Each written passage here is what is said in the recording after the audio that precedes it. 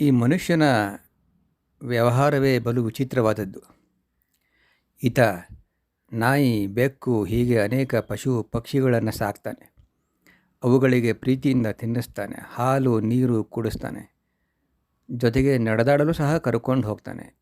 ಪ್ರೀತಿಯಿಂದ ಅದ್ರ ಜೊತೆ ಓಡ್ತಾನೆ. ಎಷ್ಟು ಈ ಪ್ರಾಣಿಗಳಲ್ಲಿ ತನ್ಮಯನಾಗಿರ್ತಾನೆ ಅಂತ ಅಂದರೆ ಯಾರನ್ನ ಕರ್ಕೊಂಡು ಬಂದಿದ್ದಾರೆ ಅನ್ನೋದೇ ಗೊತ್ತಾಗೋದಿಲ್ಲ. ಅದಕ್ಕೆ ಅಷ್ಟು ಮುದ್ದು ಮಾಡ್ತಾನೆ. ಆದರೆ ವಿಚಿತ್ರ ಅಂದರೆ ಇದೇ ಮನುಷ್ಯ ಪೂಜೆಗೆ, ಭಜನೆಗೆ, ಜಪಕ್ಕೆ ಕುಳಿತಾಗ ಇಷ್ಟೇ ಭಾವ ಇರೋದಿಲ್ಲ.